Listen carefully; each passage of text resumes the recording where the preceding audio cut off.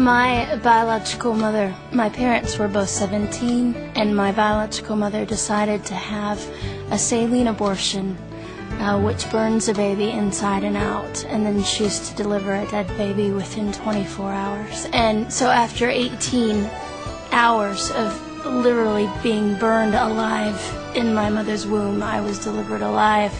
I should be blind and burned and obviously not here because my medical records state on them born during saline abortion. So the Lord, when your father and your mother forsake you, the Lord will take you up. You have not had a relationship with your biological mother at all, have you? No, but we did meet last year. For the first time? You're 30 years of age and you just met last year. How did it happen?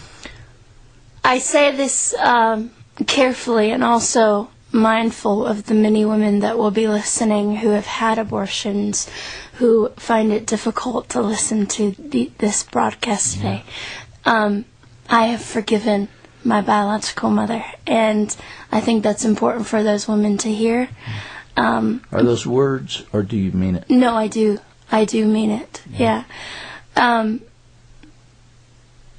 But I was subjected to a very horrendous experience last year. I was speaking to a bunch of kids, and I had spoken all day, and I was greeting people at the end, and it was at the very end that a woman came up and said, "I'm your mother," and basically deal with it. What and a shock. You had no preparation for it at all. Did she hug you? Actually, she just was filled with rage and hate.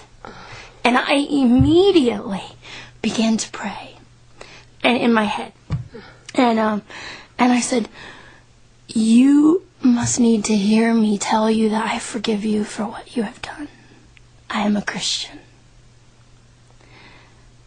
And didn't want forgiveness. I said, and just scream. I can't even remember all the words. Just so much hate. Gianna, can you, in some ways, look inside of her and realize that hate has a cause, has a source? Yes. Inside, she has been wounded by life herself. Right. If we could have followed her through her journey, we probably would understand, not excuse, but understand the pain that she has been through. Yes, but I think the thing that I felt the most was still such a level of disrespect for my very life. At one point in your past, the law said you could be killed in a brutal way. And everyone involved with you wanted that to happen. And you survived. You are one unusual lady.